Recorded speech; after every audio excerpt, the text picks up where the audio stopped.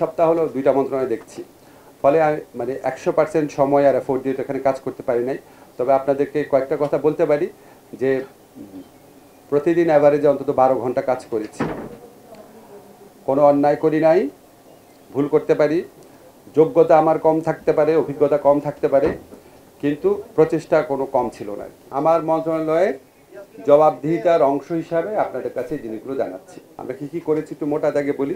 মামলা প্রত্যাহারের ব্যাপারে গত 1 জুলাই থেকে 5 অগাস্ট পর্যন্ত 2024 পর্যন্ত ছাত্র জনতার গণ আন্দোলন দমনে দায়েরকৃত প্রায় সকল ফৌজদারি মামলা প্রত্যাহার করা হয়েছে। উপদেষ্টা পরিষদের আমরা সাইবার সিকিউরিটি অ্যাক্ট বাতিল হবে আপনাদের বলেছি। বাতিল হওয়ার সাথে সাথে এই আইনের অধীনে যে সমস্ত স্পিচ অফেন্সের, কথা বলার অপরাধে যেই সমস্ত মামলা হয়েছিল, অভিযোগে যে সমস্ত মামলা হয়েছিল স্পিচ অফেন্স, হয়রানিমূলক ছিল এই মামলাগুলা, সেই মামলাগুলা একসাথে রহিত হয়ে যাবে বা উইথড্রন হয়ে যাবে। আমরা যখন এই সাইবার সিকিউরিটি অ্যাক্টে দায়ের করা স্পিচ মামলাগুলো প্রত্যাহার করতে গেলাম, দেখলাম একটা একটা করে করলে কয়েক বছর লাগবে। এই জন্য আমরা ওই আইনের মাধ্যমেই, যেই আইনের মাধ্যমে সাইবার সিকিউরিটি একটা বাতিল হবে, সেই আইনেই একটা বিধান রেখেছি, স্পিচ অফেন্সের সকল মামলা রহিত হয়ে যাবে। এটা আমরা আমাদের যারা আইন মন্ত্রণালয়ের কাজ আমরা করে দিয়েছি, এটা তথ্য প্রযুক্তি মন্ত্রণালয়ের কাছে আছে। এই আইনটা বাতিল হওয়ার সাথে সাথে সাইবার সুরক্ষা আইন নামে একটা আইন করা হবে, যেখানে কম্পিউটার এবং হ্যাকিং রিলেটেড অফেন্সগুলোর বর্ণনা থাকবে। এই কম্পিউটার এবং হ্যাকিং রিলেটেড অফেন্সগুলো আমরা অব্যাহত রাখবো, এটা আপনাদেরকে বলেছি। না হলে দেশের তথ্য প্রযুক্তি যে নিরাপত্তা, সেটা মারাত্মকভাবে বিঘ্নিত হবে। এটার সাথে মানুষের কথা বলার অধিকারের কোনো সম্পর্ক থাকবে না। সেকেন্ড হচ্ছে নতুন নিয়োগ এবং নিয়োগে সহায়তা। এখানে আমাদের অনেক অনেক অনেক শ্রম দিতে হয়েছে। আমাদের আইন মন্ত্রণালয়ের কর্মকর্তারা ক্ষেত্র বিশেষে, আপনারা খবর নিয়ে দেখেন, আপনারা সচিবালয় ভিজিট করেন, আমরা ক্ষেত্র বিশেষে আমাদের কোনো কর্মকর্তা রাত 9টা 10টা পর্যন্ত কাজ করেছে। আমরা মাঝে মাঝে শুক্রবার অফিস করেছি, আমরা মাঝে মাঝে শনিবার অফিস করেছি।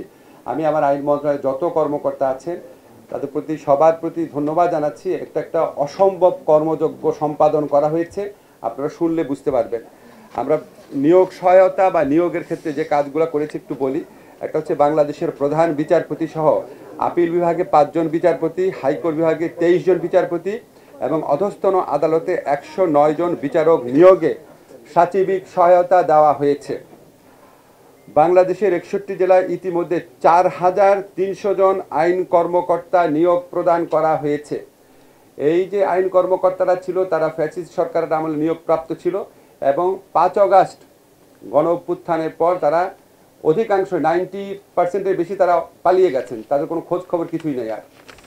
এবং এই যে একটা বিরাট 4500-এর বেশি পদ, আপনারা জাস্ট ইমাজিন করে দেখেন যে আমরা কোনো পাবলিক সার্ভিস কমিশন না, আমরা কোনো জুডিশিয়াল সার্ভিস কমিশন না, বাংলাদেশের ইতিহাসে এত বেশি সংখ্যক নিয়োগ একটা মন্ত্রণালয় থেকে হয়েছে আমার ধারণা আর কোনো নজির নাই। এবং আমাদের কর্মকর্তারাও প্রচণ্ড পরিশ্রম করেছে। প্রায় 90,000 থেকে 1 লক্ষ আবেদনকে স্ক্রুটিনি করে 4300 জন আইন কর্মকর্তাকে নিয়োগ প্রদান করা হয়েছে গত 3 মাসের মধ্যে। এই নিয়োগের সুফল কি, এটা লাভটা কি? লাভটা হচ্ছে এর ফলে দ্রুততম সময়ে সকল উদ্দেশ্য প্রণোদিত হয়রানিমূলক এবং মিথ্যা মামলা প্রত্যাহার করা সম্ভব হবে। কারণ আপনি জানেন বিগত সরকারের আমলে অনেক মিথ্যা মামলা, গায়েবী মামলা হয়েছে। এখন এই মামলাগুলোর ব্যাপারে যখন আপনার এটা বিচারিক স্টেজে যাবে, পোস্ট চার্জশিট পিরিয়ড, চার্জশিট গঠন করার পর যখন এটা বিচার কার্য শুরু হবে, চার্জশিট, পুলিশ যখন চার্জশিট দিবে এবং আদালত যখন চার্জ গঠন করবে, এই মধ্যবর্তীকালীন সময়ে এই সরকারি যারা কৌশলী আছেন ওনাদের পক্ষে এই ভূমিকা রাখা সম্ভব যে আদালতের দৃষ্টি আকর্ষণ করা যে এই মামলাগুলা হয়রানিমূলক, গায়েবী, বা এই মামলাগুলোতে যাদের নাম এসেছে তাদের মধ্যে কারো কারো ক্ষেত্রে হয়রানিমূলক পদক্ষেপ নেওয়া হয়েছে। এটা কোন ক্ষেত্রে রেলিভেন্ট আপনাদের বলি, আপনারা অনেকেই পত্রপত্রিকায় দেখেছেন অনেক ঢালাও মামলা হচ্ছে, সরকার কিন্তু মামলা করছে না, ব্যক্তি পর্যায়ে ঢালাও মামলা হচ্ছে, মামলার নামে আপনার বাণিজ্য করা হচ্ছে, হয়রানি করা হচ্ছে। তো যারা হয়রানির শিকার হচ্ছে, যারা এই মানে শত্রুতামূলক মামলার শিকার হচ্ছে, যাদেরকে আপনার কি বলবো আর বাণিজ্যিক কারণে যাদের মামলার আসামি করা হয়েছে, তাদের জন্য বিরাট একটা প্রতিকারের সুযোগ সৃষ্টি হবে এই সকল আদালতে সরকারি প্রকৌশলী আপনার রিক্রুট করার মাধ্যমে, এটা আমরা আশা করছি। এছাড়া বর্ডার গার্ড বাংলাদেশে বিস্ফোরক মামলা পরিচালনার জন্য 20 জন স্পেশাল পাবলিক প্রসিকিউটরকে নিয়োগ দেওয়া হয়েছে। আন্তর্জাতিক অপরাধ ট্রাইব্যুনাল পুনর্গঠন করেছি আমরা, এটা আপনারা জানেন, এটা আমাদের অন্যতম প্রধান এজেন্ডা ছিল। এবং এরপর চিফ প্রসিকিউটর সহ 11 জন প্রসিকিউটরকে নিয়োগ প্রদান করা হয়েছে। এছাড়া স্পেশাল প্রসিকিউটরাল অ্যাডভাইজার হিসাবে বিদেশি এবং দেশি বিশেষজ্ঞ পর্যায়ের আইনজীবীরা নিয়োগ প্রাপ্ত হচ্ছেন। বিদেশি যিনি আছেন ওনার নিয়োগপত্র সম্পন্ন হয়েছে আজকে, আপনারা 2-1 দিনের মধ্যে জানবেন। দেশি যিনি আছেন আইন বিশেষজ্ঞ, ওনারটা প্রসেসের মধ্যে রয়েছে, আশা করি এই সপ্তাহের মধ্যে এটা হয়ে যাবে। এছাড়া অ্যাটর্নি জেনারেল অফিসে 239 জন আইন কর্মকর্তা, অ্যাটর্নি জেনারেল, অতিরিক্ত অ্যাটর্নি জেনারেল, সহকারী attorney general, deputy attorney general, এই 229 জন আইন কর্মকর্তাকে নিয়োগ প্রদান করা হয়েছে। আমরা কিছু আইনগত সংস্কারের কাজ করেছি, তার মধ্যে সবচেয়ে প্রধান যেটা সেটা হচ্ছে আন্তর্জাতিক অপরাধ ট্রাইব্যুনাল অ্যাক্ট যেটা ছিল 1973-তে, সেখানে কিছু কিছু মারাত্মক বিচ্যুতি কথা বিভিন্ন দেশি বিদেশি মানবাধিকার সংগঠনগুলো বলেছিলেন। বিভিন্ন সময়ে আমাদের এখানে সিভিল সোসাইটিও বলেছিলেন। আমরা যখন এটা সংস্কারের উদ্যোগ নিলাম, আমরা চেয়েছি বিচারটা যেন বৈশ্বিক পর্যায়ে, দেশীয় পর্যায়ে গ্রহণযোগ্য হয়, একই সাথে এটার মাধ্যমে যেন সুবিচার নিশ্চিত করা হয়। এই জন্য আমরা ব্যাপক কনসালটেশন করেছি, আপনারা দেখেছেন আমরা ওপেন গোল টেবিল বৈঠক করেছি। এরপর দেশি বিদেশি বিভিন্ন এক্সপার্ট, 3 জন বিদেশি এক্সপার্ট সহ প্রায় কমপক্ষে 20 থেকে 25 জন এক্সপার্টের আমরা ওপিনিয়ন নিয়েছি।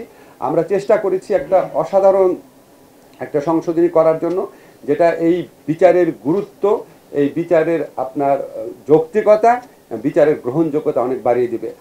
আগামীকাল উপদেষ্টা পরিষদের মিটিংয়ে সেই অ্যামেন্ডমেন্টটা তোলা হবে। উপদেষ্টা পরিষদ গ্রহণ করলে এটা আগামী ধরেন সম্ভবত বৃহস্পতিবারের মধ্যেই এটা আইনে পরিণত হবে। তারপর প্রসিডিউরালি যতদিন লাগে, 2-3 দিন আর কি।